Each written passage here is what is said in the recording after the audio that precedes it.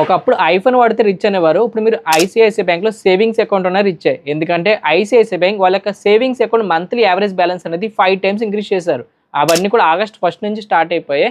So ఇప్పుడు ఎవరైతే కొత్త అకౌంట్ ఓపెన్ చేయాలనుకుంటున్నారో మీరు సిటీస్లో కానీ అర్బన్ ఏరియాస్లో కానీ ఉంటే మీ మంత్లీ యావరేజ్ బ్యాలెన్స్ 50,000 రూపీస్ ఉండాలి.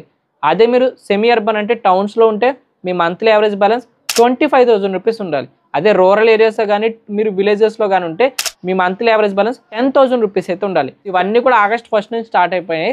ఇది ఎవరైతే ఆల్రెడీ ఐసిఐసిఐ బ్యాంక్లో అకౌంట్ ఉన్నదో వాళ్ళకి కాదు, కొత్తగా ఇప్పుడు ఎవరైతే అకౌంట్ ఓపెన్ చేయాలనుకున్నారో ఆగస్ట్ 1 తర్వాత వాళ్ళకైతే వర్తిస్తాయి. దీంతోపాటు ఏటీఎం ఛార్జెస్ కూడా ఇంక్రీజ్ చేశారు.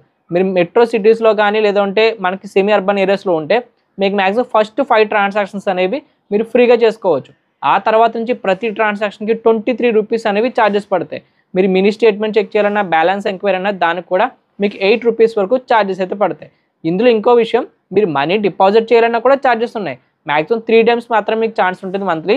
అదే కానీ 3 times కంప్లీట్ అయిపోతే ప్రతిసారి కూడా నెక్స్ట్ టైం నుంచి ఛార్జెస్ అయితే ఉన్నాయి. ఇప్పుడు ఎవరైతే ఐసిఐసిఐ బ్యాంక్లో సేవింగ్స్ అకౌంట్ తీసుకోవాలనుకుంటున్నారో ఈ రూల్స్ అన్ని కూడా గుర్తుపెట్టుకోండి. ఆగస్ట్ 1, 2025 నుంచి ఇంప్లిమెంట్ అయితే అయిపోయినాయి.